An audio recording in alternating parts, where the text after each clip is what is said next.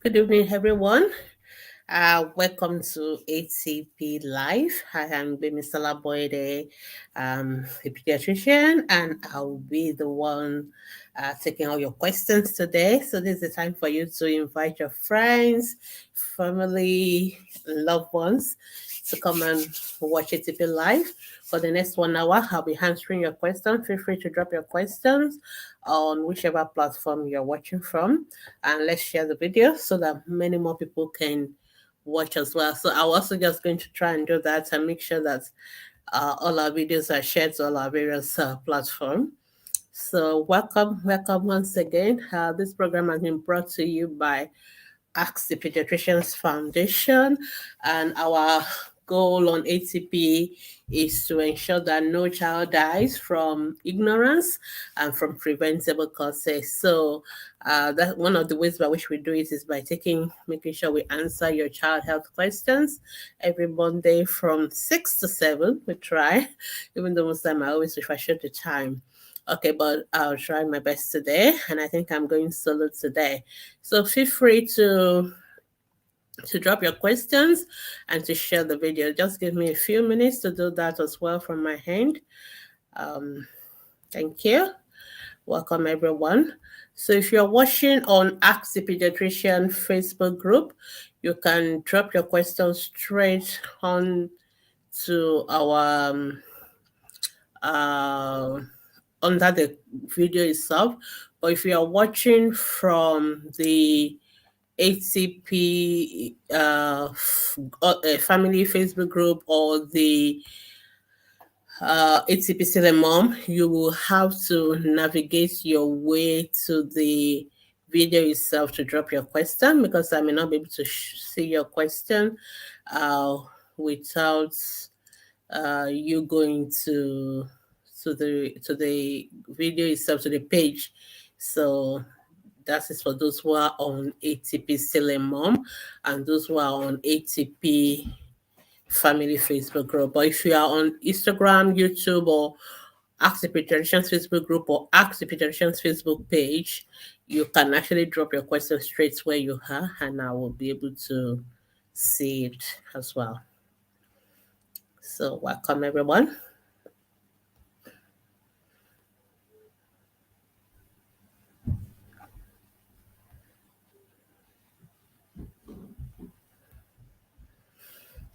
Okay.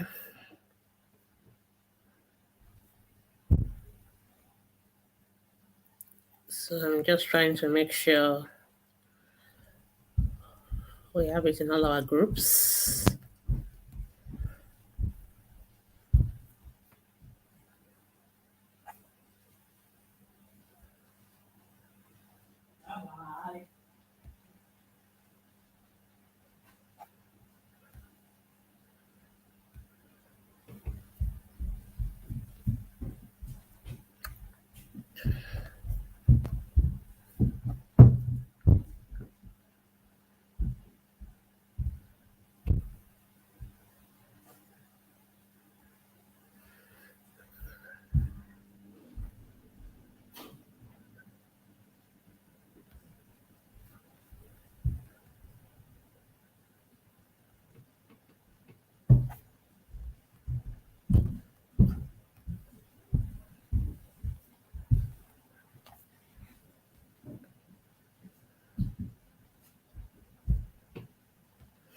Okay, so I think we're done. Yeah. So you can drop your questions and I'll try and start taking them. And I can see those of you who are already on the platform. So let's just kick starting. And I can see those of you on Instagram. Thank you so much for joining me this evening. Can I bring down my head a little bit? Yeah, I think that's better. Okay, so if you have your questions, please drop it. And just to say that this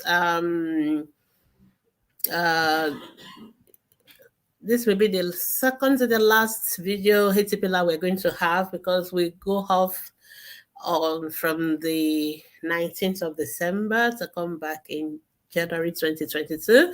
So let me we wishing everyone compliments of the season, Merry Christmas in advance, and Happy New Year 2022 in advance. So maximize the remaining few days that you have with us on HCP. So thank you all for joining me, everyone. I can see you. Thank you so much. So I'll start to take your questions now. Please drop your questions on time because once it is 7 p.m. Will not take any more questions. So I will not be able to answer any question that comes after 7. So it's better to be an early bird and to drop your question quickly so that we can get to them so that we don't have to rush at the end. So thank you so much. All right.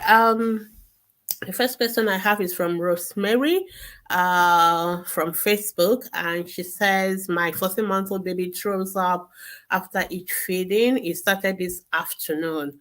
Okay, so it's just something that just started. Okay, what could be the issue? She was born preemie at 33 weeks and weigh 1.7 kilos. I don't know her current weight. Okay, so this is an event that started just today, and you didn't tell us how many times your baby has thrown up today. You said every meal, so I'm assuming that every meal your baby has been eating today, and this is something new. So obviously your child was not throwing up before, so there may be something going on. The child may be, maybe incubating something, maybe an illness or something, since the child has not been throwing up before. So you may want to watch. I would say maybe for now, reduce the amount of food you're giving the baby. Try and I hope you're still breastfeeding. Make sure you keep breastfeeding. Does the child throw up after breastfeeding as well? You didn't tell us that. And then just watch and see, monitor the child. If the baby keeps throwing up every food, including breast milk, and baby is not able to retain any food at all, then you have to take the baby to the hospital because the child may be ill. And if a child is throwing up and not tolerating water, milk, or anything, the child can become dehydrated, and that is not a good thing. So I'll prefer you take the child to see a doctor, and then they may want to put the child on fluids and then do their own test to know what exactly is making your child not to be throwing up. So that's just what I'll recommend for now. All right. Thank you, Adako. Let's go on. Another Facebook user. So if you're on our Facebook group, if you want me to see your name, you need to give StreamYard the permission. If you go to the post at the beginning, you will see where you can give StreamYard permission to see your name. Otherwise, I'm only going to see you as a Facebook user. Okay, so my 6-month-old baby seemed to strain herself as if she wants to pull, but nothing comes. I touched her lower right side belly and seemed small patch is adding. Please, what might be the problem? It's difficult to say what might be the problem. Sometimes baby strain and there's nothing really wrong. It's just something they do. But the question is, when your baby eventually pass the stool, are the stools hard? Are they soft? Are they normal stool? If your baby is training, but when eventually your baby pass stools, the stools are soft, then I'm not going to worry about it. But if the stools are hard, or like pellets or very hard, then that most likely may be a sign of constipation. And so it's a 6 months old, should be taking water, should be giving fruits, should be giving vegetables, and giving variety of food, not just a particular cereal or something like that. So you need to watch that, so make sure you're doing the right thing. But if the child is passing normal stool, then I will not worry about it. But if your child is having hard stools, then you need to see a pediatrician. And then as regards to the small part that is hardening, if your baby is straining, they obviously the abdominal muscles will feel hard to touch. So we doctors don't touch your tummy when you are straining, because definitely it's going to feel hard.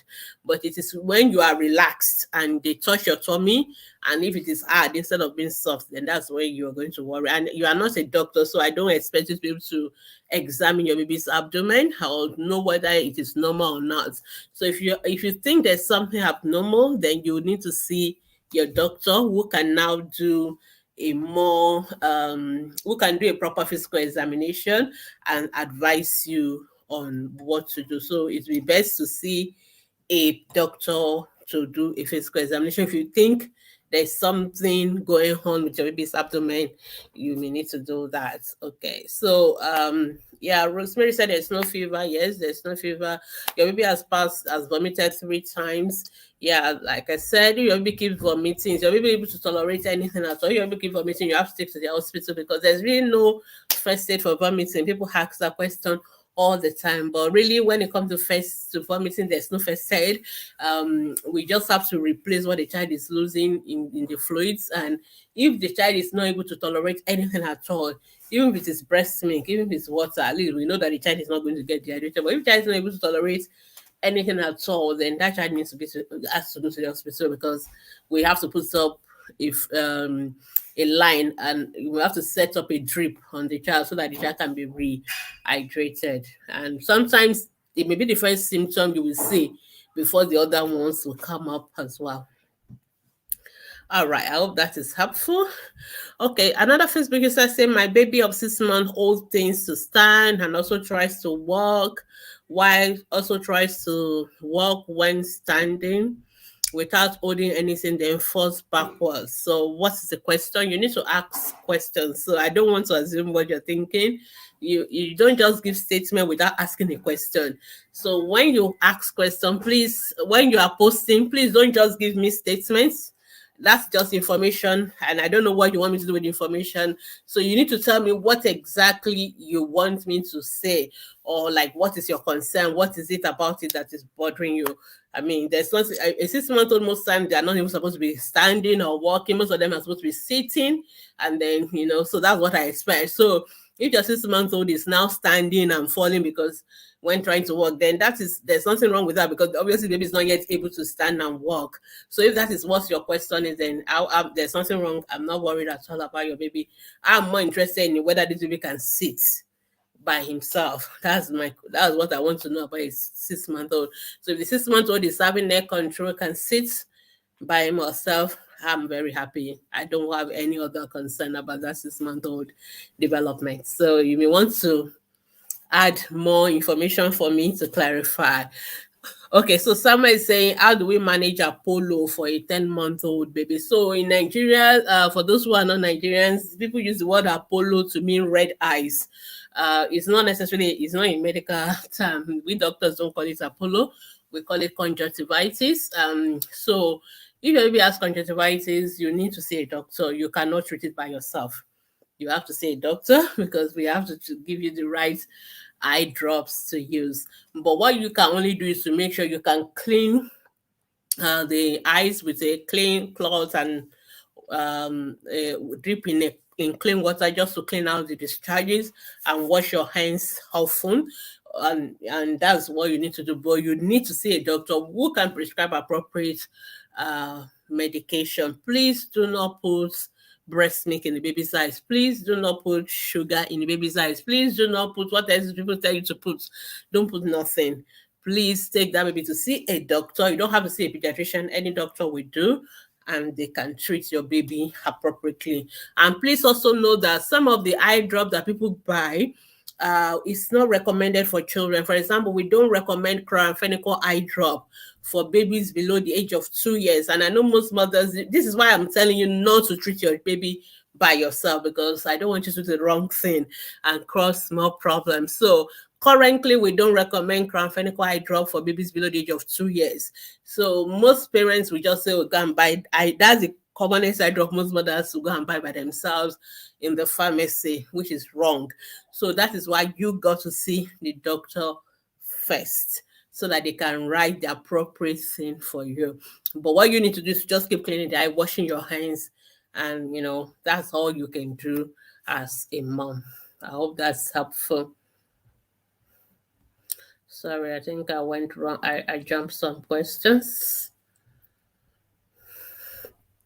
Okay, so I hope that's helpful. Okay, let me go to Instagram. I will just be doing 15 minutes here and there so that I don't get my Instagram people very upset with me. Okay, so coming back to Instagram, I think there's a question in the question box. Adedoyin Oshin. Good evening, Doc. My baby of 4 months had a full blood count test and the eosinophil was 10. Okay, so if your baby has a full blood count test, I want to believe that a doctor requested for you to have a test done.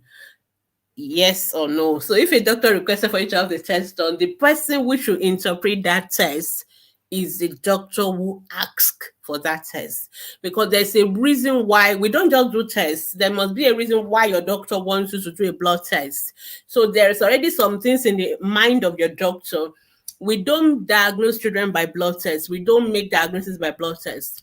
Before you do a blood test, you already have something in your mind that you are thinking about, and you're only doing a blood test either to confirm or to rule out some other things. So the person who is asking for the blood test is the right person to interpret the blood test. I know many people always pose questions about the blood tests they have done and they want us to interpret it, and you always hear me say we can't do it. There's a reason, because I always try to summarize by saying investigation have to be interpreted in a clinical context. There must be a context.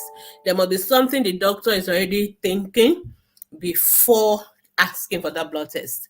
And I know there's a common practice when, because I know we have a lot of our health system, especially for those of us in Nigeria, is really broken, and people just we do things the wrong way sometimes. Even though I won't say because people want to do the wrong thing, but maybe people don't know better.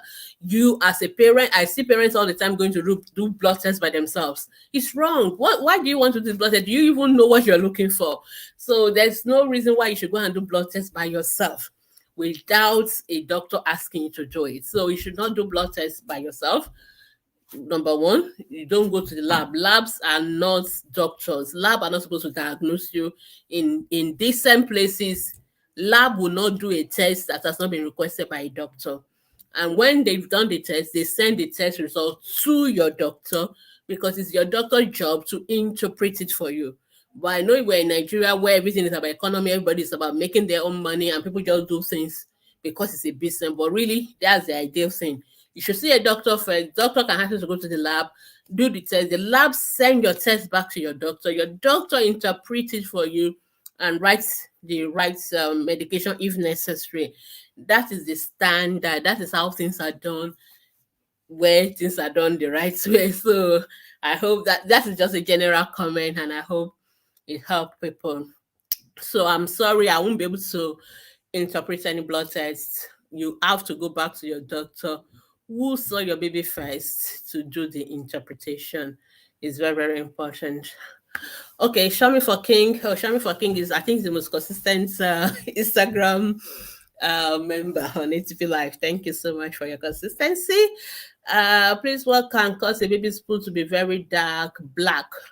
I'm not on any medication. It's already on any medication. So if your baby's stool is black, there are two things going through my mind. It's either your baby is taking iron medication or your child is bleeding.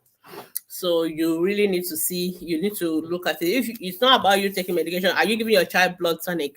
So that's the commonest reason why babies have black stools in Nigeria, because most parents are giving their children blood tonic and it will make their stool look black. But if your baby is not on blood tonic, then and you're not giving any other medication, then you need to be sure the child is not bleeding. And I would really want that child to be seen by a doctor if that child doesn't have any medication that could color these stools. All right, born in Wales. Okay, born in Wales. Okay. Good day, Dr. Gbemi. Thanks for all you and your team do. Thank you. My question is, when should the baby do their first dental checkup? Very good. Age 1 year. The dentist wants to see your baby at the when they are 1 year old for the very first dental check. I hope that's helpful. Champagne said, good evening, doctor. My baby came out with full hair. Oh, that's lovely. A lot of hair, but she's 5 months old and she has scanty hair. Should I be worried? We're on EBF. No, you don't need to be worried. That's perfectly normal. Baby lose their hair.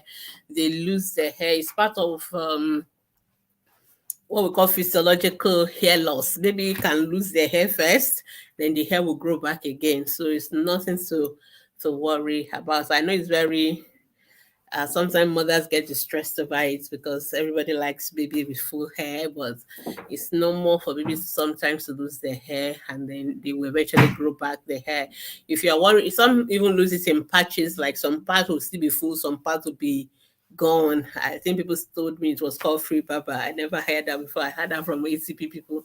So, but what you need to do is just, if you are worried about that, you can cut it off and then wait for it to grow back. But you can just leave it. Doesn't mean there's anything wrong with the child, unless there are also sometimes people can also lose their hair as a result of maybe cradle cap or fungal infection. If that is the case, you will see like some rashes on top of the scalp before the hair loss. Then you need to see a pediatrician, no, any doctor for treatment for that. But if there's nothing wrong on the scalp and all that, and maybe just loses their hair, you don't have to worry. So the hair will grow back again. Trust me. All right. So the next person, Miss Tosin said, "Hello, ma. What can I use for my baby? She's 4 months old and get discomfort from teething." Okay. So when it comes to teething is a normal thing. It's a normal development. It's the same way your baby is sitting, your baby is crawling, your baby is doing so many other things else. It doesn't require any drugs. It doesn't require any treatment. Please do not give teething medication. Do not give nothing. And teething does not make your child sick. So I baby can be fussy when they are teething. They can drool a little bit. Sometimes they want to bite. Sometimes they want to chew on things.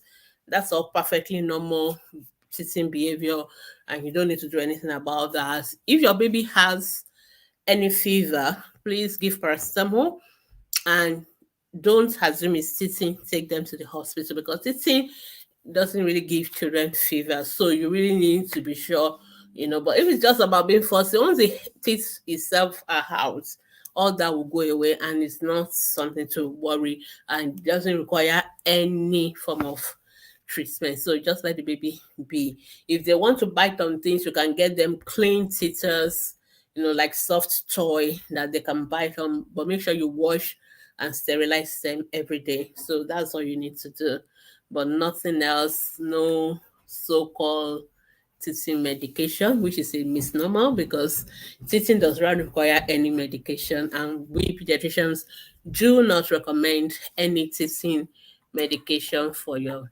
children. I hope you can all hear me. Sorry, I didn't check my volume. All right. I hope that is helpful. Okay, now the next person, Mentor Nama. Say, good evening, Ma. Please, does umbilical hernia cause weight loss? Okay, I think somebody has asked this question before on ATP. No, hernia does not cause weight loss at all. Okay, my baby was born at 3.2 and weighs 5.5 and it feels fine on ABF. How old is your baby now? Because okay, so you told me okay at 6 weeks. Yeah, 5.5 at 6 weeks is good. There's no problem.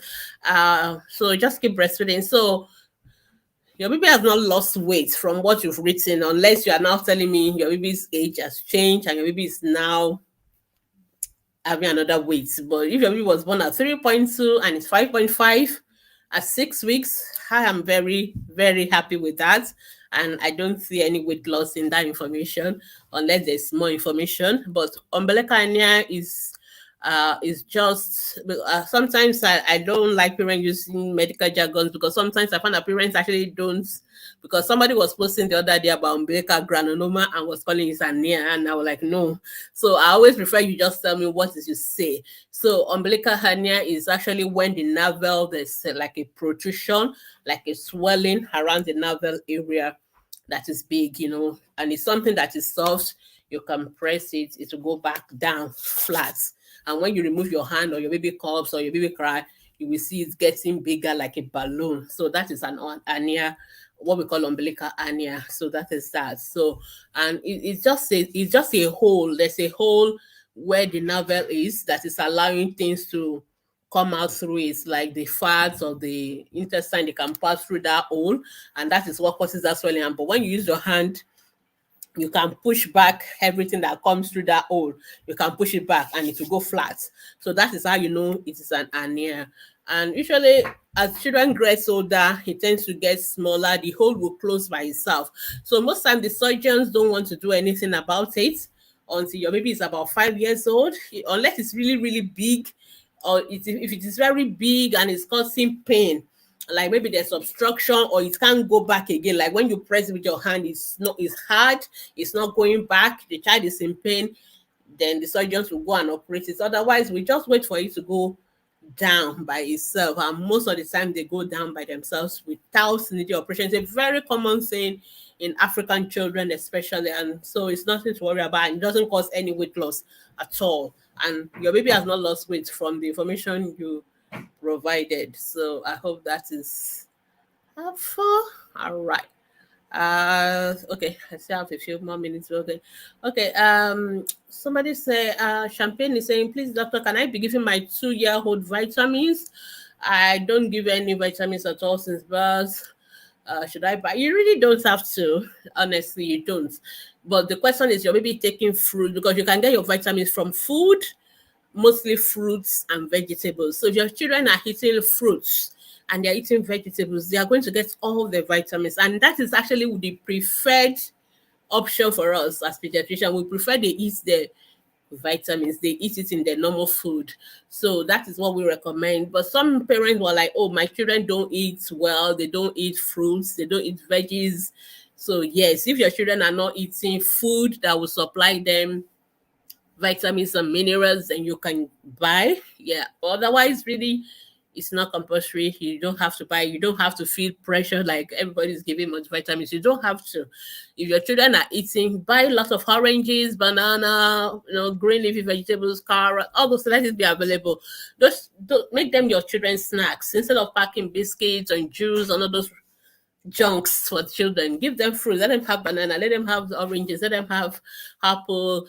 Make smoothies of it and all that. It's a better option for your children. And if your children are taking uh, lots of those ones, that's fine. For like 5 portions of it a day, that will supply all the vitamins in a better way than the one sold in the pharmacy store. So that's what we recommend. Unless, but if you're not sure, it's better to buy, because your children don't need vitamins. But if you are not sure they are getting from the food, yes, you can buy the drugs. Dimples Diver, my baby is 6.4 at 5 months old, 3.3 at birth. Should I be worried? No, I'm not worried. Yeah, your baby is almost doubling their birth weight. We expect children to double their birth weight at 5 to 6 months. So your baby was 3.3, so double with 6.6 at 5 to 6 months. And your baby is already 6.4 at 5 months. I'm not worried. Just keep breastfeeding exclusively, and that's it. Okay, yeah. Tweety Lacey, my 22-month-old was 13 kilos at 18 months, but now 11 kilos. Wow, your baby is losing weight.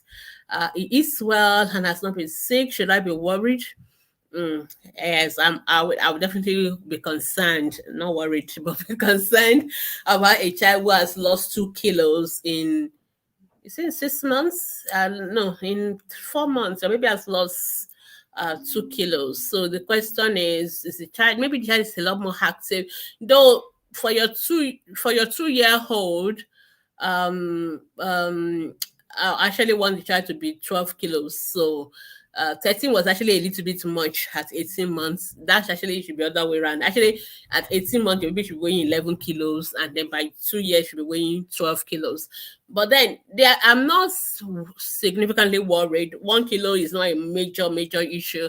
But the issue is that I don't want your baby to keep losing weight. So you want to be sure why has the child lost 2 kilos in 2 months. The first thing I would do in this case is actually to weigh your child again. It may be a scale error. It may be that maybe the scale that weighed before at 18 months gave you a wrong figure, or maybe one of the weighing is wrong. So number one, when you weigh your children, you have to use them, weigh them at the same place using the same scale, because if you change to a different place, the scale will be different. So we prefer to use the same scale so that we're sure it's consistent. Whatever error is there is always consistently there. So that's number 10. So for what you recheck the weight again. So for your baby, I will reweigh your baby when your baby is 2 years old and check again and see whether it's 11 or 12 now. So if it's back to normal like 12 or 13, I will not worry. But if your baby should lose weight more than the 11 kilos, then I'll become worried. So what I would just say is that weigh your baby again when your baby is 24 months, and then let's see what it is. If it is back to 13 or 12, it's even okay. But if it is less than 11, like it's going down to 10, then you should see a pediatrician at that point. So, okay, so Instagram, I'll come back to Facebook group. We're halfway through. Please drop your questions now, or else we may not be able to take it once it's 7 p.m. Um, okay, yes. I think I stopped with the Apollo question. Okay. So Facebook user is saying my 1-year-old baby is about 8 kilos and fluctuates. Looking smallish and not chubby, not walking yet. It eats but not that much. Thanks, ma. But you didn't tell me what your question is. Okay, but I don't know what you mean by fluctuate. So your baby is at 1 year, your baby should be weighing ideally 10 kilos, but 8 kilos is still fine. But I don't know what you mean by fluctuate. Does it go down to 7 or does it go higher than 8? I don't. You really need to be very specific. Then how often are you measuring it to say it's fluctuating? So you need to give us more information. But we want the baby's weight to be closer to 10. But 8 is not. 8 is the lowest that we want it to be, which is still within normal. That is number one. Then number two, obviously your baby needs to eat more. So you need to ensure you increase baby's food because you say baby is not eating much. So your baby should eat much so that the weight can go higher. And I'm not worried about your baby not being chubby. We are not really after chubby weights or chubby babies. We actually want healthy weights. Healthy weight is what should your baby be weighing. So your baby should be weighing 10 kilos, between 8 to 10 kilos. That's all I need, whether it's looking chubby or not. Everybody will not be fat. Everybody will not be chubby. Some people are slim, so genetically, but they will still have a healthy weight. So focus on the healthy weight rather than the child being chubby. And walking, there's no problem. Most babies walk at 1 year, but some will not walk until 18 months. So we are not worried until 18 months. So if your child is now not walking at 18 months, then we are going to be worried. But before 18 months, fingers crossed. So by 18 months, if your baby is not yet walking, please see a pediatrician. And even at 1 year, is your child crawling? Is the child trying to stand and walking around table? If your child is already crawling, standing, holding to table, walking around, holding to table, then it's just a matter of a few more months and your child will keep walking. But if at 1 year your child is not even crawling, not standing, then I'm more worried at that age, and then you should see a pediatrician. But you didn't tell us about that. You only talk about the walking. So you can wait until your child is 18 months. And if your child is not walking by 18 months, you should see a pediatrician. All right. The next person, Aluma, my baby of 7 months, 3 weeks, I rejected my right breast, but takes the left one. She was sick last week. Doctor said white blood cell is too high. What can make the white blood cell go that high? Infection. Your child was sick. So when your child is sick, the white blood cells are actually what fights infection. So when a child is sick, the child, if white blood cell will go up, it's a sign that they are trying to fight something. The problem is not the white cell. The white cell is only telling us there's something we are fighting here. So it is good that the white cell go up because they are fighting that infection. So that is why the white blood cells go high when children have infection. There are other causes of elevated white blood cells as well, but the commonest one is infection. And your second question is what can make baby reject one breast? Actually, I usually think mother, sometimes you tend to default to your comfortable side when you're breastfeeding. So some mothers, once you hold your baby, just if you're like, especially if you're right-handed, you just tend to put them on your right breast because it's more convenient to do it that way. So you have to, but I always teach mothers, you have to be deliberate in making sure you alternate your breast. And there's nothing like a baby rejecting one breast. You can still give your baby both breasts. So if your baby doesn't tend to like one breast, then start with that breast when you want to breastfeed. When your baby is very hungry, your baby is really ready to suck, trust me, any breast you put in that baby's mouth, baby is going to take it. So make sure you give the baby both breasts. Stop giving only one breast, because what normally happens is that when you give only one breast, a lot of the time, the second breast tends to become smaller. It is nature. whatever you don't use, you lose. So if you don't use that breast, the breast will get smaller. There'll be not enough. Breastfeeding is a simple demand and supply. It's very important that parents get that. And I found that mothers don't understand that, because what they will say, oh, I'm not breastfeeding and I'm going to give formula. Then you are actually not going to breastfeed, because you are not going to produce. The more formula you give, the less breastfeed milk you are going to produce. So when you think you have less breast milk, it's actually when you should breastfeed more, because that is actually how to increase it, not to start giving alternative, because the breast milk supply is going to go down. It's a demand and supply. The more demand you put on the breast, the more the milk will be produced. So it's very important that people understand that it's a very simple demand and supply cycle. So that breast on that baby is rejecting, most likely you have not been using it a lot more. So the baby may have noticed that when I breastfeed on that side, the milk is not plenty, and maybe I have to do more work. So, and then there's always a breast that obviously is flowing faster. So the baby obviously will prefer that. But you have to correct that by making sure you still keep alternating your breast. So I keep telling mothers, alternate your breast. When you breastfeed on one side, now let's say in under 3 hours or so, that other side is where you should start from. Don't start again from where you stopped the last time. And sometimes maybe we'll take both breasts during, it depends on how much your baby wants. Sometimes when you breastfeed, you feel your breast empties, then the other side will be full. So if sometimes your baby has emptied this one, your baby still wants more milk, then you go to the other side and empty. But if your baby is already satisfied with just taking one side, the next time, please don't forget, the next time, start with the other side. It should be fuller ideally. So I usually will know, okay, this is the fuller breast now, so I just go for that one. So you should always alternate it. And there is the same breast, it's the same milk that is going through both breasts. There's no difference. So it's just a matter of the fact that mothers tend to default to one side, and you may consciously or unconsciously be doing more of one side and leading to the other side having less milk, and the baby realizing that they have to do more work. Or when they suck on that side, babies are quite intelligent. They know a lot more than you think they do. So they just feel like, okay, I don't like that one. Let me just keep going with this one. But I also say, you are the parent, so you tell the child, okay, this is how it should be done. This is how it should be done. So the baby cannot dictate for you. Really, you are the one in charge. So you give your baby the breast on that side.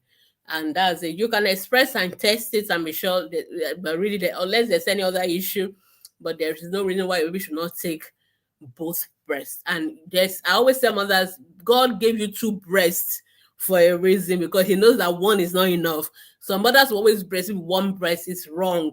You're supposed to breastfeed with both. That is why you have two. If one is enough, you don't need two breasts. You have to, because you need the two of them, and you should use both of them. And it's also good for you, because if not, your breast also, the disparity. Of course, your two breasts would never be exactly the same, but if you breastfeed on more on one breast will always be bigger than the other, and it may be really very obvious. Usually the one usually bigger than the other anyway, but the disparity will be so much if you are doing that. So it's not just about your baby, it's also about you as well, because you come and ask Dr. Gbemi again, my breasts are not equal. So you need to get it right and make sure you alternate your two breasts when breastfeeding. I hope that is helpful for Victoria. Okay. Another Facebook to say, my 3-year-old toddler always want to take my pregnancy routine drug. So when I see these questions, I worry a lot. You are the parents. A 3-year-old should not want to take your drugs. I mean, and I always ask parents all the time, if your 3-year-old wants to drive your car, will you give them the key?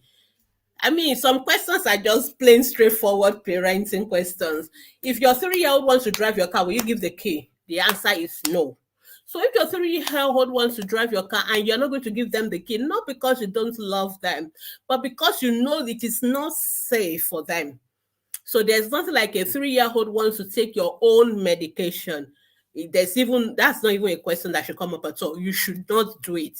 If you want to give your 3-year-old vitamins, go and buy the 3-year-old multivitamins to give. Okay, so that is number one. Then number two, don't be taking your drugs in front of children. It is very, very important. Reason why I'm saying is that sometimes some parents were also careless. We leave those drugs um all over the place. You put it on your cabinets, you put it. This a 3-year-old is walking around, is inquisitive. They are going to go take those medication. Don't take medication in front of children. Don't call them sweets. I'm going off the topic now, but as a pediatrician, we see children getting poisoned all the time. And the commonest thing children get poisoned on for medication is the iron tablets of their pregnant mothers. Because the iron tablet is red, it's sweet, and babies think it's sweet. So your 3-year-old will think it's sweet, and they can get poison with iron. The amount of iron will poison can damage the child's liver. So please don't even let them know that it's something. Don't make taking drugs something nice for children. Don't call it sweet. Don't take it in front of them. Don't let them see it as something good to be doing.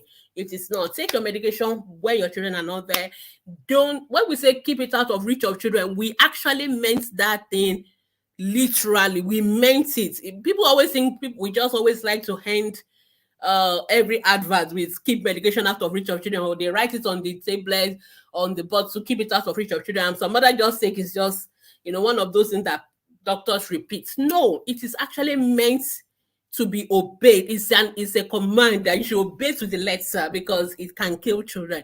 You must keep medication out of the reach of children. Meaning you keep it in where their hand cannot touch, you lock it up, you don't take it in front of them, you don't call it sweet, you don't even let them know it's something they should take at all. Please, this is very, very important. A pregnant woman is taking iron supplements. Iron supplements can children can get poisoned with iron, and it's a very dangerous thing to do. So please don't ever give it. So don't ever give it to your children at all. And I just don't even like the tone of that question. Like my child likes to want to take. Your child will want to do many things, but you don't have to give it to them. That is what it means to be a parent. And there's another video on our Facebook group called Vitamin N. Vitamin N means no.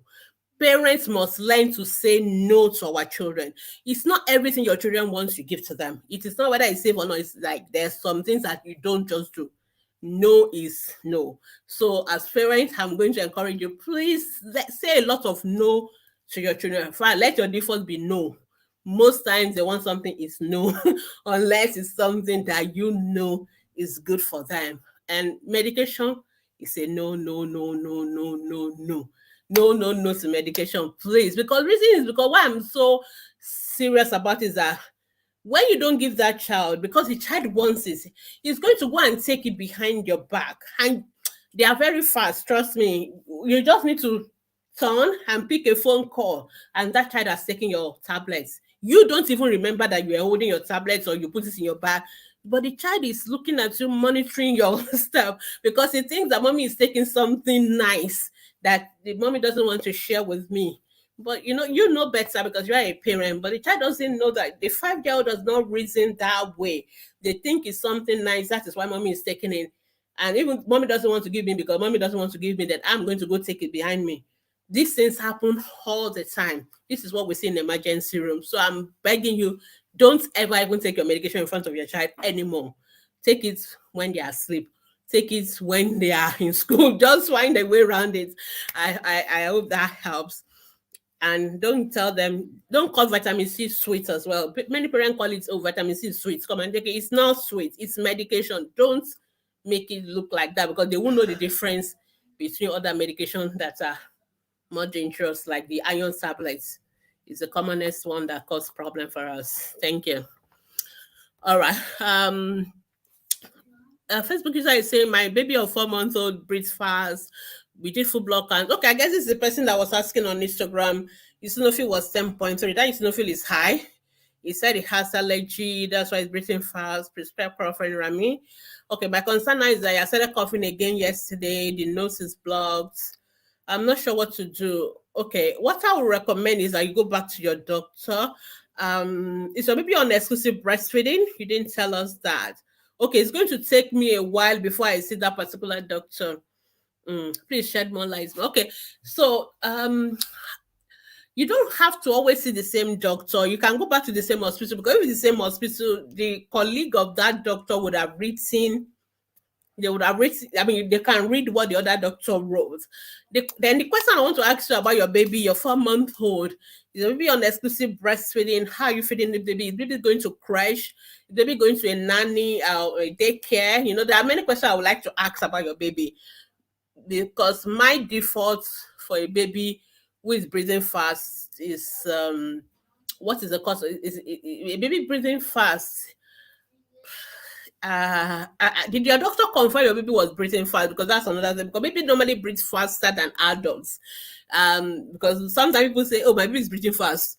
The baby is breathing normal. Babies breathe up to 60. A baby's breathing fast is what we call 60 cycles. They breathe 60 times in 1 minute, but you only breathe 14 times. 10 to 14 times in 1 minute. So you can see the gap. So babies normally breathe faster than adults. So sometimes when adults see babies breathing fast, baby is actually breathing normal, but they think baby is breathing. So I want to, number one is, as your doctor confirmed your baby is breathing fast. That's number one. Number two, which allergy, because allergy doesn't make a baby breathe fast. That's the honest truth. So I'm not really thinking of allergies or reason why, unless your baby, if your baby even have asthma, they tend to have more of a wheezing kind of breathing and all that. So it's also very rare at a 4 month old level. So there are many issues with this question. Unfortunately, it's a question that we need to see your baby. It's not a question we can do like online. When it comes to respiration, we need to see the baby. We need to see the baby breathing. We need to listen to the chest. We need to hear the sounds your baby is making. So even if you can't see that particular doctor, you can see any other doctor in the same hospital, because they've already known your baby. The other doctor must have written down a lot of stuff. That's number one. And they can continue from there. Otherwise, you may also want to just go see a pediatrician just to know what is going on. I'm not sure I got, at what point did you do the initial test? How many weeks after now that you, because you just say yesterday, but you didn't tell us the timelines. Timelines is very important to doctors. So when you say my baby did this and now your baby is doing that, we need to know what is the gap in between the first and the second, so that we can uh we can make our lot of deductions from that. So you can post more information based on what I've asked, but I'm afraid you still have to see a pediatrician. I'm afraid you have to see one, because breathing is actually a serious issue for us. A child who is breathing fast, there are things that we take very seriously. A child breathing fast or with breathing difficulty is an emergency. You need to go to the hospital for that. My 4 month old is sits upright for a bit and then almost bends double. Okay, so a 4 month old is not yet sitting. I know parents put babies in a particular posture and you just assume because you put your baby in a sitting posture, your baby is able to sit. No. Sitting at babies don't sit at 4 months, they sit at between 5 to 6 months. And even at that 5 to 6 months is with support. So you need to put something behind by the side of them. So this baby who is sitting and bending double is not yet sitting. You are the one forcing the baby into a sitting position. So the baby is not able, the baby who is able to sit will sit upright. That is sitting. That is what we call sitting. So when baby is about to start sitting, initially they sit with support. In other words, when your baby need to sit, somebody need to support the child's back. So if you put something at the back, something on the side, then your baby can sit, and they should not sit for too long. By the time they're sitting 5 minutes, okay, please carry them from that position. So then when they start to sit, they will sit by themselves straight. They won't bend double. So your baby is bending double means your baby is not ready. Your baby is not yet sitting. That is a pediatrician interpretation of that. So don't put the baby in that sitting position. Your baby is not ready to sit. And I always say, parents, there's no hurry in development. Don't hurry your baby along. They will do it when they're ready. You don't need to do anything about it, honestly. I know it's a little bit there's a little bit of, parents were always competitive. Everybody, my baby is sitting, my own baby is not, just relax. There's no reason for you to worry. Your baby will sit when baby is ready, and it's good to know what is normal, because I find out a lot of parents worry about or put pressure on the babies that is not necessary. Your 4 month old should not be sitting. All I want your 4 month old to do is have neck control. Keep the head straight when you carry them. That's all a 4 month old needs to do. 5 to 6 month old, sit behind them or put a pillow by their side and all that. That is normal. Your baby putting their feet in their mouth is perfectly normal. But the way the baby is supposed to be doing it is baby lying on his back. Baby should lie on his back, then they put their feet in their mouth. That is what is a 4 month old should be doing. So your baby is a perfectly normal 4 month old, but don't put in the sitting position, put on the back. Then your baby can play with his feet, with his hands on his back. When your baby is about 5 to 6 months, that's when you can now put in a sitting position. Then by 8 months, they can sit by themselves. 9 months, they are crawling. 10 months, they are standing. 11 months, they are cruising around the table. 12 months, they are walking averagely. Remember the word averagely. In other words, some babies will do it a little bit earlier. Some babies will do it a little bit later. But don't compare the babies. Don't force your baby to do what other babies doing. Your babies are fast. Some babies are not slow. They are just doing it at the average time. And some people could be a little bit later. So as long as you see within what we call the normal average range, we are not worried. So I hope that helps clarify what is happening with your baby. Your baby is actually doing well. 3-year-old take honey, yes, 3-year-old can take honey. The only people who don't want to take honey is below 1 year. Don't give babies below 1 year honey. Adaku is saying my baby of 12 weeks can carry his face up to look at my face. Good. He can hold his neck. Good. Yes, look at you for a few seconds, then the head falls. It's not too worrisome. Neck control is 3 to 4 months. So your baby is just 3 months. So like I said, just like what I just finished answering now. So when we say something is 3 months averagely, some babies will do it at that 3 months. Some babies may not be perfect on that 3 months. They may take them up to 4 months. So still give baby some time and then see how it works by the time baby is 4 months old. But I think your baby is almost there. I'm not really worried, to be honest. Okay. Somebody say right from 2 weeks, my baby has Qatar. He comes and go with cold wheezing. We took him to a ped. He was treated good. He cleared off. After a while, his chest became congested. After a while, what do you mean by after a while? Like how old is baby? Okay, it's currently 12 weeks. Okay, on EBF, should I be worried? There's no reason for you to be worried. I would just say, just keep your baby warm, keep breastfeeding exclusively. If your baby keep baby away from people that have cough and catarrh, cold. Don't let them kiss the baby. Just don't take baby to daycare or places where other children have cough and catarrh. Just do your best. But if it happens, then you take your baby back to see your ped. But I'm not really worried. Okay, can a Down syndrome baby be more active at 6 months? What do you mean by more active? It's a very unspecific term, so I don't know what you mean by more active.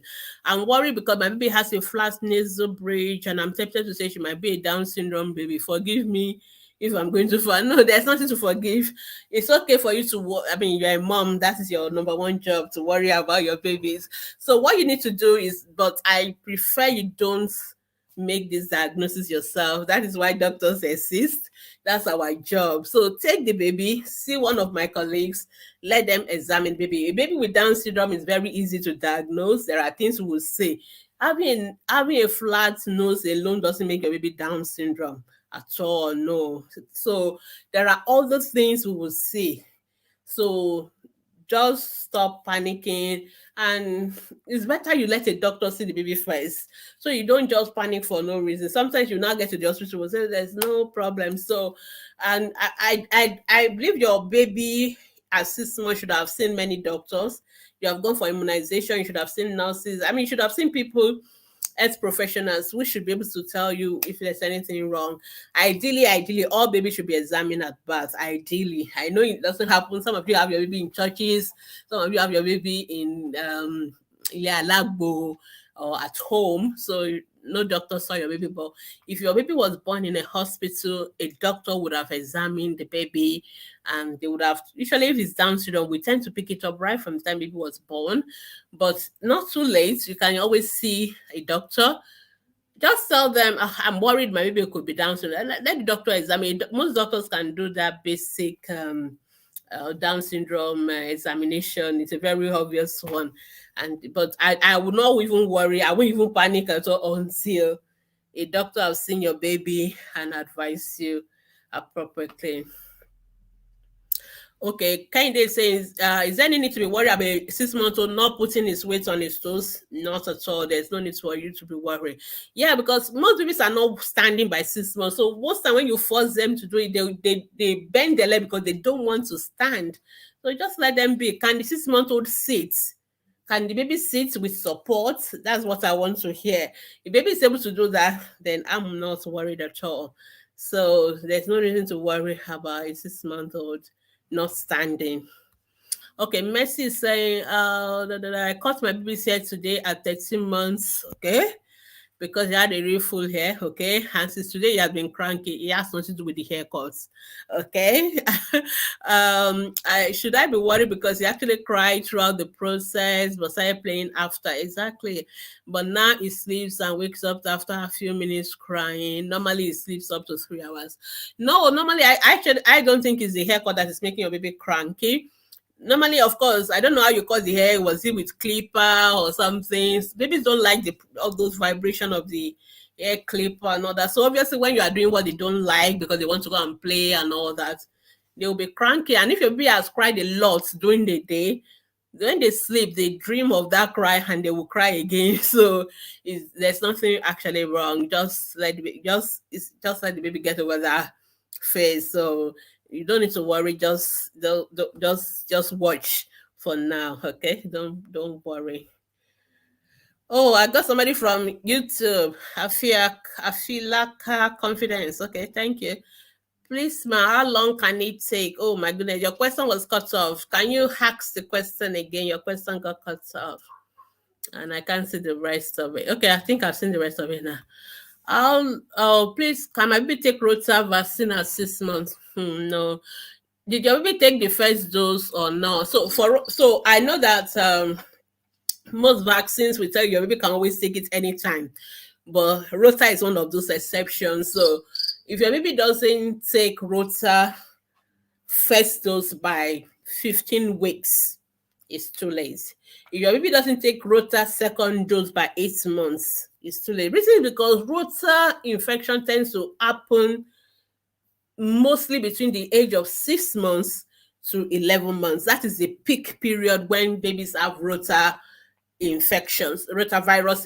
So if you have not taken a vaccine at that time, it's really not, there's no point. The baby is going to have the rotavirus infection anyway. So let just baby have it. So if you want to prevent it, you have to take the vaccines early. 6, 10 weeks, or some give 6, 10, 14 as well. Just take it early. So if you have not taken it by 6 months, I don't think it's necessary anymore. So some people will say, okay, just take it. Of course, nothing will happen to your baby. Your baby take the rotavirus vaccine, but the essence, the reason why we are giving your baby, the purpose has been defeated already. We want the baby to take it to prevent rotavirus infection, which tends to happen between 6 to 11 months. So if your baby doesn't take it early, it's really not a good the manufacturer don't recommend you take it anymore. After, if either you take the first dose by 15 weeks maximum, and the second dose must be taken by 8 months maximum. So, I know some pediatrician will still give your baby as long as your baby is less than a year, but it's up to you really. But for me, I will not recommend if this is the first time your baby is taking Rota at 6 months, no, there's really no need. Your baby most likely, if your baby is going to have rotavirus infection, your baby already have it or is going to have it, because there needs to be a gap between when you take a vaccine before it will work. So at least a month. So if you take it now, it will not work on the baby 7 or 8 months, and so if your baby can have infection already at that time, so the purpose has been defeated. So try and take it early. All right. Precious is saying, good evening, doctor. Thank you for all you do. Thank you. My baby has itch rashes. Can I use Savlon in a bath water? No, you don't need you don't need Savlon for each rashes. Yeah, you just need to keep the baby cool. You can use each rashes powder. That's all you need to do. Also, can I use Sebamed lotion on a 12 weeks old? Yes, you can. My baby chews on her fingers and bring out speeds, but she's not drooling. Is it normal? Babies can, suck on the finger. They can bite on the. There's nothing wrong with that. It's just an habit. So I'm not worried about that. So okay, I hope I've addressed all your questions. But okay, Messi. I think I've answered Messi's question. I think it's just a top up question. Okay, I've answered that one. Okay, I think I need to go to Instagram. Oh, I need to go to Instagram. Good evening, Ma. Is it okay if my baby refuses to suck at 8 months? He really doesn't want to suck. He takes his complementary feeding. He can only take milk in his full birth weight. Your baby needs to suck. Your baby still needs to suck at 8 months. So please don't stop breastfeeding. Please breastfeed for at least 2 years or beyond. But I would say at least 1 year minimum. I know most of you are you are really stretched, but at least don't stop at 8 months, because breastfeeding is not just about food. That's the issue, and I think that's what mothers need to realize. We are not just talking about food here. Obviously, your baby is eating complementary feeding, your baby is getting milk and all that from complementary, but it's not going to get the protection that breast milk only gives, because that protection is passed from you. All those antibodies, all those protection is passed from you as a mother to your child in breast milk. That is what makes breast milk unique. It is not just fat or sugar or lactose or whatever. There are other antibodies, things that protect your children against infection, against allergy, that helps the immune system. You are not going to get that from other food. You will only get it from breast milk. So please breastfeed for as long as possible. I hope that is helpful, Afisa. Okay, so time is up, but let me just clear out the question that I said in Instagram. Uh, Let me just go. But please don't drop question again, because it's time is up. But I will clear the ones that already come in before now. Okay, I can't. I don't know where I stop on Instagram. Okay, okay, yes, I think I stop at least question. Okay, so Bella So Rich is saying, good evening. My 8 month old baby weighs 8.3. I feel it looks small. No, it's okay. Your 8 months old ideally should be weighing 7.5 kilos averagely. So 8 plus 9, yeah, 17 divided by 2. So sorry, 8.5. You should be weighing 8.5 approximately, but 8.3 is almost 8.5, so I'm not worried at all. My 3-year-old weighs 16.5 kilos, and she has maintained that weight for a while now. How do I make her hard weight? No, your 3-year-old is actually overweight. Your 3-year-old should be weighing 14 kilos. So your 3-year-old is already weighing 16.5, which is the weight of a 4-year-old or 4.5-year-old self. So I'm not worried about your baby's weight at all. Actually, the baby should lose weight. So, but let's just leave it the way it is now. So don't make her add more weight. Just let her be where she is.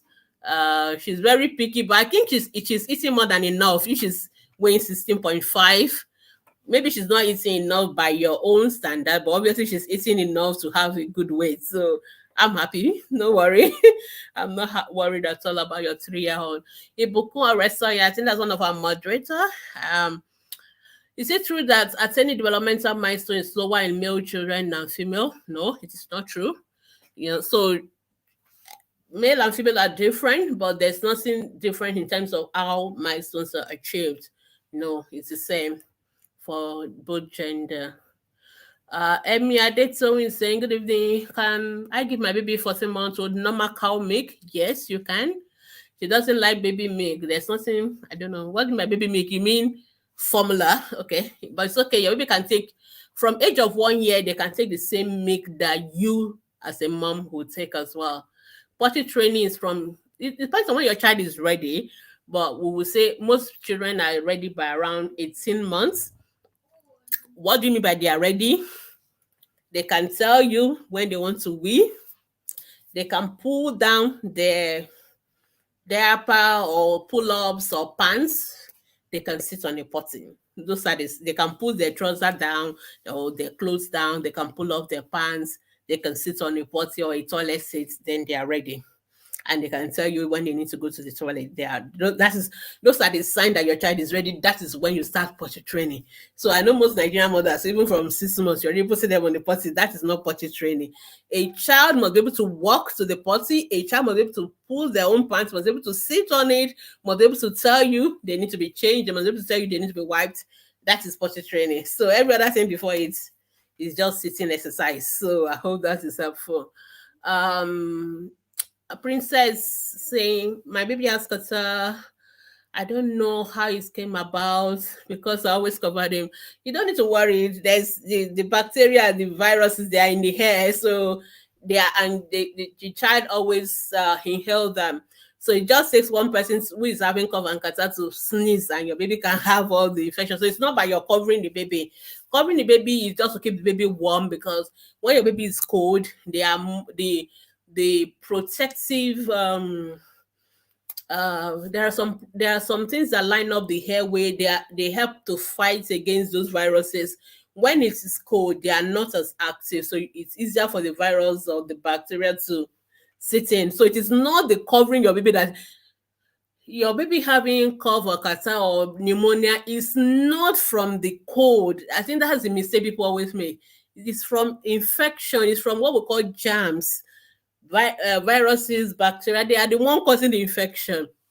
So that is why our abundance will say, "Oh, don't lie on the cold floor. If you lie on the cold floor, you're going to have pneumonia." You don't have pneumonia from cold floor. Cold floor is not the cause of pneumonia. It's a bacteria,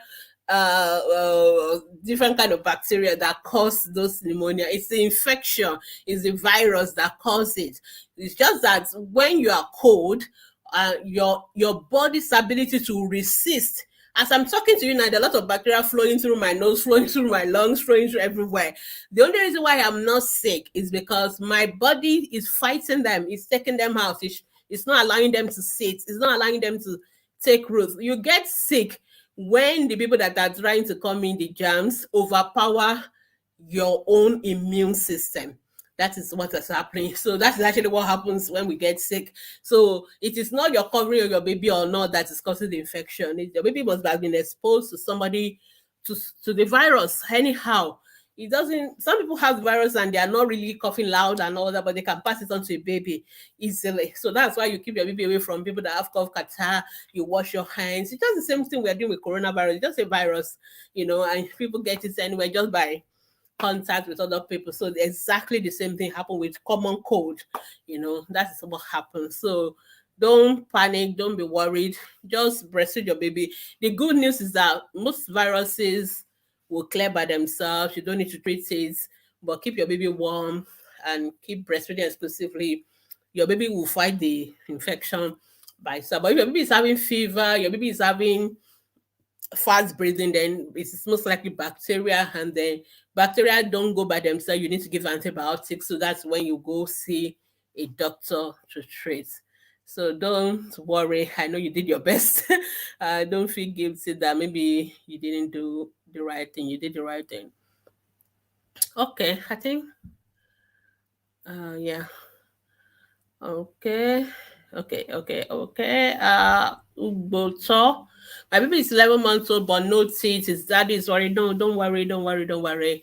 It's perfectly normal not to have any teeth at the age of 1 year. So some babies will not have their first tooth until 13 months. It is perfectly normal.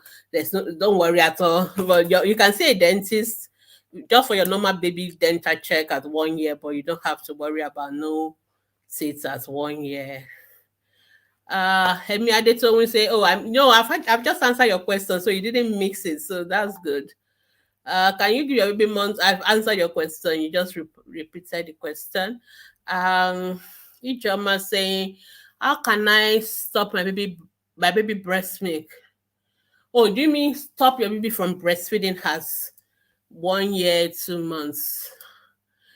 You just stop. There's no magic. You just stop. But usually we recommend that you stop it gradually. So if your baby is sucking throughout the day, you may want to stop breastfeeding in the morning and the afternoon and only give at night. And then for the night one, after you have done that for a while, then you just make up your mind that you are ready to stop today, you stop. And of course, you're going to have some crying. You also, so some people do it like, okay, I'll take my baby to the grannies and maybe stay like a weekend, and they come back, the breast is over. Or you just have to be strong. So I always say about that, make sure you yourself are psychologically ready to stop. So when your baby cry, you give some other things. You can give milk drink, you can give water, but no breast milk. You also wear firm bras and all that. You can take painkillers if your breast is so full, but don't be tempted to go and breastfeed again. You never stop. So you just have to make up your mind. But if you want to, there are other strategies you can read on our website about how to win your baby. James online saying, how do I stop my 2-year-old from sucking his lips while sleeping? It's an habit. If it's during sleep, I don't know what you can do, to be honest, because there's nothing you can do. So most of them stop by themselves, usually by the time they're about 4 to 6 months. It's easier if it's something the child is doing during the day, and then you can tell the child, you can divert them, give distraction, give positive praise when they don't do it and all that. But in sleep, to be honest, I don't have any advice for you. I think you just wait for it to stop by himself. Okay, Real Baba Sadiq. No, I don't have to accept you to join my live video. That's my decision. Princess, okay, thank you. Dolapo Ade is saying, my baby will be 6 months, exclusive breastfeeding, is coughing with running nose. What can I give? Nothing. Your baby is already okay. Your baby is on exclusive. Your baby is on breast milk exclusive. Just continue, but you should be starting. Your baby is 6 months, then you should be starting complementary feeding.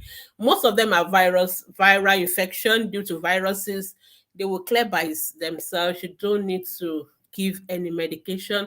If your baby has fever, fast breathing, then that is when you need to go to the hospital. All right, good. I think I finished answering all the questions on Instagram. Lovely. Okay. Oh my goodness. Let me just clear the remaining ones on Facebook. Afisa, is he okay? Okay, I've answered this one. Oh, I've answered that. My baby has had rashes on his body for about 3 months. You need to see a doctor. We can't treat rashes without seeing it. We need to see the rashes. But a rash that's gone for 3 months, definitely you need to see a doctor. My baby of 4 months, weight 7.5. Is the weight normal? The weight is normal. It's even more than normal. Doctor, what is your take on the use of a walker? No use. No, no, no, no. We don't recommend walkers. Please do not use walkers. It's a piece of item that cause harm and damage. So just let your baby be. It doesn't make them walk faster. The physiotherapists don't recommend it. Pediatricians don't recommend it. It has been banned in countries like Canada. So just read all the pediatricians know against walkers. So please don't use it. Nuruddin Wahab, I used to touch my baby of 4 months tailbone while washing his bum. Should you be worried? No, you can feel tailbone. There's nothing wrong with that. If you're worried, you can see your doctor. Maybe your baby is a little bit skinny or something. That's why you're feeling it, but I don't know. But if you're not seeing it, I won't worry. But if you worry about it, then maybe see somebody who can see the child physically, so we're sure what you're saying and advise.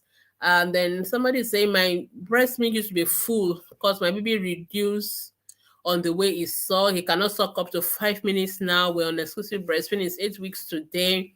If I try forcing him, he will not agree. Your baby is 3.6 weeks, is 4. Your baby is actually gaining weight, which means your baby is sucking well. So it may mean that you are the one lactating more. Some people are very you lactate a lot more than your baby needs. In those days when we used to do milk banks, people like you or surrogates, wet nursing, you would have been the one helping us give other baby breast milk. So what I would advise is just express. Your baby's weight is fine. I'm happy with your baby's weight. Which means your baby is getting enough milk. So express and store it in the freezer. Your baby may need it later on. There's no need to worry. Alamaja Esther, is there a drug for simple cough? No, there's none. And please don't give cough syrup to a 10-week-old. Yes, I definitely say no drugs, no drugs. People still want to ask me again about drugs for cough. So we don't give cough syrup to babies below 1 year. It is not necessary. It causes more harm. So The cough is not the problem. The cough is actually a good reflex. The cough is a way of the body saying there's something wrong here. I'm trying to clear away. So there's something wrong with cough. So the most important thing is what is causing the cough that we need to deal with. So like I told you, in this age group, 10 weeks old, no fever, no fast breathing, it's most likely a virus. It's going to clear by itself. Please do not give any medication. If it has fever, fast breathing, we worry about pneumonia, you need to go to the hospital. So that is when we give medication, usually antibiotics, not cough syrup. So it's very important we know that. Somebody is saying my 24 weeks old is having cough catarrh. Okay, I think I just answered a question of cough catarrh.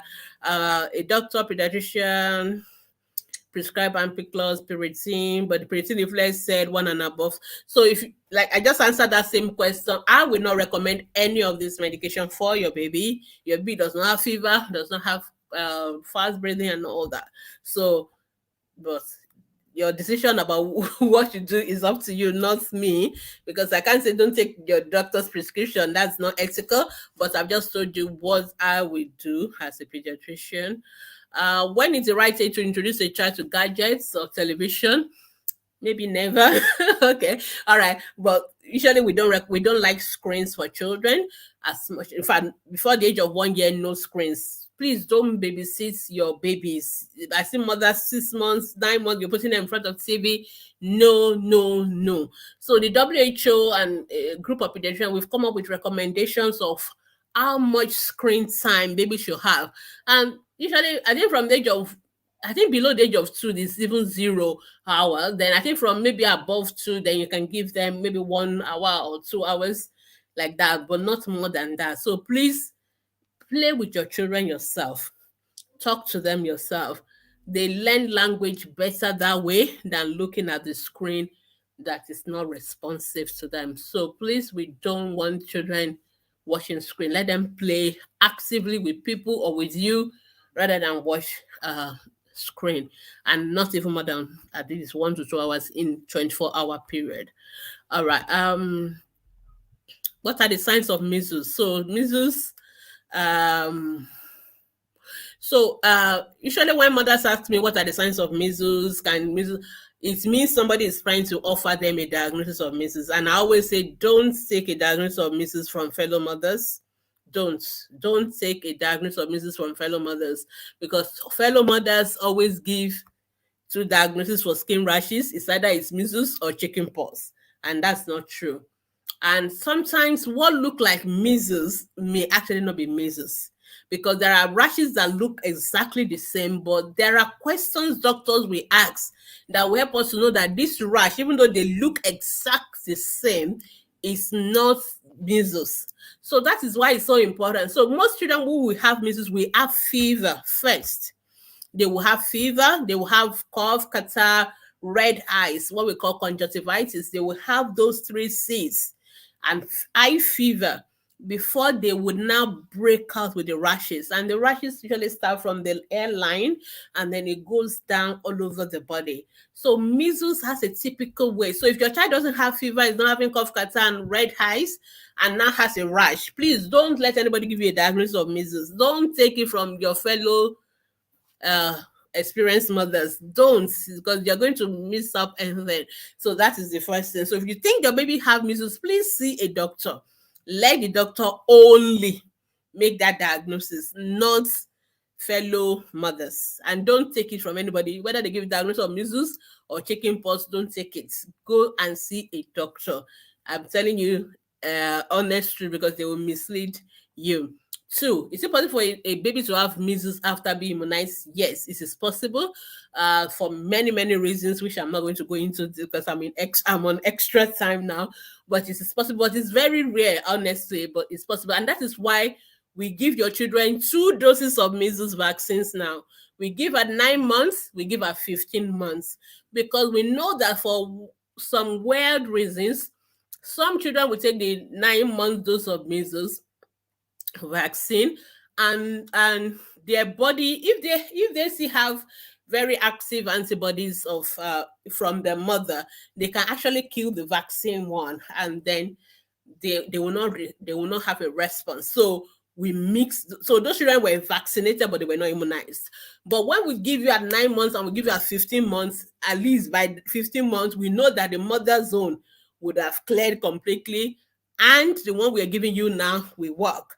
So that is why you are getting 2 doses of measles vaccines now. And sometimes when there's an outbreak of measles, we still give you an extra dose, what we call supplementary dose of measles vaccine. Please take it. Don't say, oh, my baby has taken 2 already, I don't need extra. Please take it. Just take it. It doesn't cause any harm to your baby, but you are helping us to improve your immunity when there's an outbreak. So that when there's an outbreak, if you have taken an extra dose, your immune system that your baby has already is kind of gingered up the more, so that even if your baby is exposed, your baby will not likely have the measles. But even if your babies have measles, it's going to be very mild if your baby has been immunized. So that's why I don't like mothers giving you measles diagnosis, because most of the time they are wrong. So be careful who you take diagnosis from. Okay, next person say, I'm back at work after 6 months. Good. Okay, I think my phone is going to die soon. Okay, so my baby won't take infant formula here. Blah blah blah. Okay, so the question is, you only want to feed from source. Good. I'm not available, is in daycare 7 to 4. How can I ensure? I don't want to believe that your baby will not take breast milk from bottle, from cup, from spoon, from sippy cup. Somebody is not doing something right. That is not true. So your baby will not take breast milk. Does the baby take other things from anywhere else? So that is not so. Your baby is 6 months, so your baby should be on complementary feeding. So your baby take other complementary feeding. If the baby is not even taking formula or breast milk, what about other food? So if your baby is not able to take any food at all in that crèche, change your crèche. They are not working well. They don't know how to feed a baby. That is the honest truth. This is not a newborn. This is a 6-month-old baby, a 7-month-old baby. We should be on complementary feeding. So your baby does not take any food at all.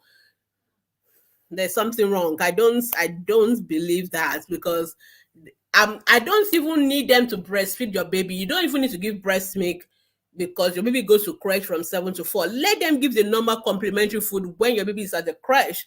Then when you go home, breastfeed your baby overnight, breastfeed your baby throughout when you pick your baby to the following day when you take your baby to the crèche. That is still okay, because that is still a way to give your baby breast milk. But your baby should be eating other food. So if a crèche is not able to give your baby anything with bottle, with cup, with spoon, with sippy cup, you need to change that crèche, because I don't think they know how to feed your baby. So that is my own advice for you. But otherwise, breastfeed your baby overnight, and then when your baby is in the crèche, they can give 2 or 3 meals of complementary feeding, and that will be perfectly fine. I think that's my advice for that Facebook user. Good evening. I woke up this morning, see a red rash on my baby's leg, and the neck is paining him. He says 8 weeks old. 8 weeks old. He sleeps a lot. So I don't know what this rash is, and I can't say what is causing the rash. We need to see the rash. But if a rash is on the leg, the hand, the neck, that is spread out around the whole body. I worry about allergy or things like that, and I'm wondering what your baby reacting to. Is either the cream, the soap? Are you giving any medication? If your baby is on breast milk only, there should be no problem. Your baby is on formula, your baby can react to the formula too. So you need to know what is new thing that you introduced to your baby yesterday or the day before that caused all these rashes. That is the first thing you need to think about. If you are not able to figure it out, then you need to see a doctor so that we can help you to figure out. Sound like a child may be reacting to something. Number 2, your baby could sleep a lot. 8 weeks old, they sleep a lot. They sleep for maybe 16 hours a day. So there's no need to worry for you to worry about that, because you are not sending them on any errands. So let them sleep and eat. That's what they do at that age. You can wake the baby. You don't need to wake the baby to feed. The baby can feed when they are sleeping. They can suck when they are sleeping. So if you think your baby is sleeping 3 hours, 4 hours, carry them and breastfeed them. They don't need to wake up. Trust me, they will suck even in their sleep. So that's all you need to do. I say, how can I reduce the frequency of itch rashes? Get rid of the heat. So use AC, use fan, cool baths. Once you get rid of it, the itch rashes will go away with it. So that's how to get rid of it. My baby was born today. Oh, since my baby was born till now, she's 1 year old. There's no day, there's no Qatar in her nose. Wow. And it's severe disturbance. But now you need to see a pediatrician.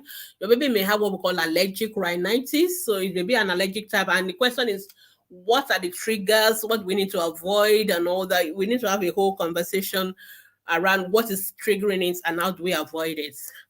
My baby is 6 weeks old, find it difficult to pull. That is normal. Any drug for it, please, no. There's no drug for baby now who is not passing still. And please don't be giving drugs to babies for every little thing. Everything is not drugs. There's no drug for the fact that babies who are on exclusive breastfeeding may not pass stools every day. They may not pass stool for 2 weeks. But when they pass the stool will be normal, it will be soft. There's no problem. Just keep breastfeeding.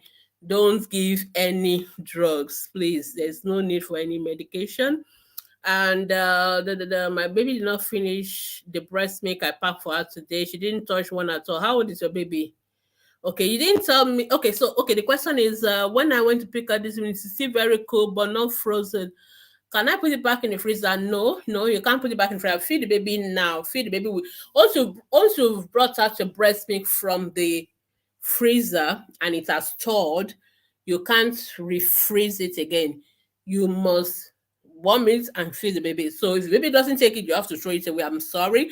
But I think what if I were you, I would rather feed the baby first with that one. The one you have now, you can express it and go and keep that one in the freezer. Instead of feeding the baby with the one in your breast, why not express that one and keep for the freezer? But the one that has already been out of the freezer, warm it up to feed the baby. I think that's what I would recommend you do, so you don't lose the liquid good that you have. Okay, thank you. Facebook is um good evening, doctor. My baby is 6 months old. You always have eat. Eat. What do you mean by heat on the palm and under the feet? Why? Okay, do you mean that the hands feel hot? Sometimes mothers write some things and I'm trying to recalibrate in my mind what the person meant. Okay, do you mean the hands feel warm or hot or hot to touch? Is that what you meant? If that's the case, I'm not worried. Maybe you need to reduce the dressing of your baby. If you're over dressing baby with all too much carb, minting socks and all that, you need to reduce it. Just use your thermometer. If your thermometer is normal reading temperature, that is fine. Please don't go to the hospital for that. Just let the baby be. There's nothing to worry about. Just make sure you are dressing your baby appropriately. Juliet, is it important to treat my baby of 12 months old for malaria and typhoid? No, please don't. Don't even do that. No, no, no. So your baby is fine. It is not normal for your baby to be sick. So there is no reason for you to treat them when they are not sick. I don't know why Nigerian mothers will worry. So mothers ask me all the time, "Oh, my baby has never been sick for 1 year, for 2 years. Should I just treat?" And no, please. What? It is normal for your baby not to be sick. There's really no reason why your baby should be having malaria or typhoid or anything. So please don't treat them if they don't have symptoms. I am very, very excited and happy that your baby has been well, doesn't have a fever, does not have malaria. That is normal. That is what we want. That's why we're doing all these things. So there's no reason for you to start worrying again to treat them for what they don't have. Please don't do that. Just let them keep enjoying themselves. Okay, I can't remember what Alomaja's question was keep exclusive breastfeeding. Akimo is saying my baby is 5 months. I want to know the milk that is good to add to the pap when it's 6 months. When it's 6 months, you can still add your breast milk, but you can buy any milk that is for children aged 6 months, either to 1 year or 2 years, depending. There are many of them in the market. So just make sure it's a milk for children aged from 6 months. They always write it on the can. But if you don't want to buy that thin one, you can actually use your breast milk and it is perfectly fine as well. When can you potty train? I think I answered that question. Esther, did you listen? Did you hear me when I answered that question? Because I don't want to repeat it. So I've told you what are the signs to watch out for to show that your baby is ready for potty training. And I say most babies are actually ready around 18 months. But that's just an average. So it's possible for your baby to be ready before, but they must be able to tell you when they need to use the potty. They must be able to pull down their pants or their trousers. They must be able to sit on the potty. You must be able to walk to the potty. If you want to read more, we have a website article on potty training. You may want to check it out on www.askthepediatricians.com.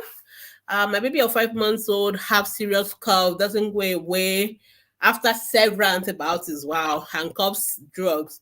what could be the cause. The people that have been giving your baby several antibiotics they should have told you the cause, because I don't believe they should have treated your baby with several antibiotics without telling you what is causing the cough. So you should go back to the doctor. It's very important that you always ask doctors when they give your child a drug that what are you treating my baby for. It's very, very important. You must have that information. So you need to ask the doctor who has been treating your baby with antibiotics. The first question is, does your baby even needed those antibiotics to start with? Or were you the one doing self-medication, because you didn't really say whether your baby was treated in the hospital? You just said after several antibiotics. So, and I know in Nigeria, many mothers do self-medication with antibiotics. Please don't do that anyway, and see a doctor, preferably a pediatrician, because there are other causes of cough that are not infection. A baby can have heart disease, like hole in the heart, and baby will be having cough. It does not need antibiotics. Child needs surgery to replace the hole in the heart. So that is why we don't just want you to bind drugs because your child is coughing. Every cough is not infection. Every cough is not um for you to go and give antibiotics or cough syrup. We need to know why. Why is this baby coughing? So if your baby has, God forbid, I'm just saying, if a baby, not your baby, if a baby has hole in the heart and it's the cause of the cough, if you like give antibiotics every single day of that child's life, the child will keep coughing. So the doctor must know why. If your child has an allergy, like bronchial asthma, giving antibiotics is not going to take care of it. We need to always know first why before we answer what medication we're going to use. So if you don't answer the why, which is the difference between doctors, especially trained doctors and other people that recommend things for you, you must be able to answer why, what am I treating? And because if you think I'm treating infection, you give antibiotics, one antibiotics, and it's not going, then you ask yourself again, is there something else? Should I do x-ray? Should I do this? So that is how doctors think or manage. We don't just give drugs. It must, what is causing the problem is the first thing we need to answer first. All right. So I worry about this baby or 5-month-old who are taking several, not even one, twice, several antibiotics. Please, you need to see a pediatrician immediately, because there may be more going on with that baby. Okay, thank you, Alomaja, for helping me, Jare. Somebody has seen the question, the answer, and is helping me. Thank you so much. I appreciate that. Thank you, Esther. Okay, I think that's all my question for today. Thank you so much, everyone, for joining me today. Okay, somebody is asking a question about running to 10 weeks old. 10 weeks old baby should not be having running stools. Your baby on exclusive breastfeeding, please breastfeed exclusively and don't give any drugs, don't give water, don't give anything else. Okay, and I just want to check Instagram. That's all. I'm running up now. And somebody is saying my 5-year-old is vomiting every night. Whenever she finishes eating, mostly at night. Make sure you're not eating too late at night. Don't let children eat late, like just before they go to bed. They should eat around 6, 7 p.m. so that they can move around, the food can digest. Don't overfeed them. So if you do all those basic things and baby keep vomiting, and only at night there's something wrong somewhere, you need to see a pediatrician, because I really can't figure out why your baby should only be vomiting at night. The only two things I can think of is indigestion, if she's eating too late at night, or she's eating too much, then she will vomit. All right. My baby will be 6 months old. Is coughing, running nose. What can I give? I think I've answered question about coughing nose. I think I've answered all those ones. Okay, I think I've finished answering every single question, because some people always say, you didn't answer my question. But I think I've answered every question now. Okay, baby who is having running stool, give ORS. If your baby is above 3 months, so you can give ORS or zinc. But more importantly, hygiene, hand washing, clean water when you're drinking and all that. We need to take care of why, and that will be done. All right, so thank you so much, everyone, for joining me today. I hope I've answered all your questions.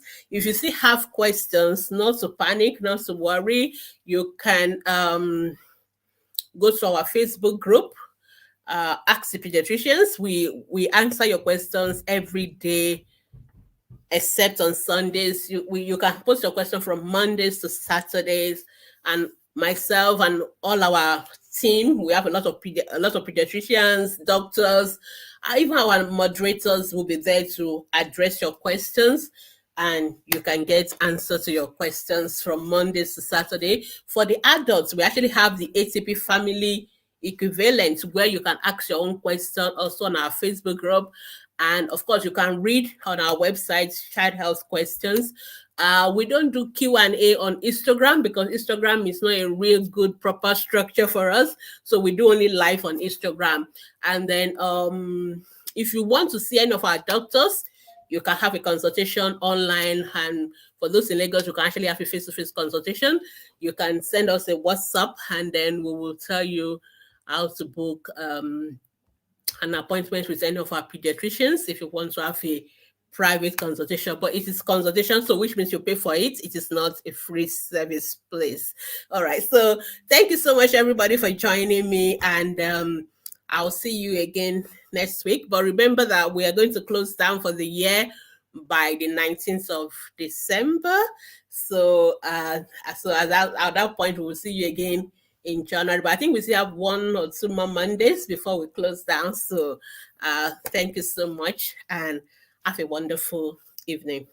Bye. Bye-bye.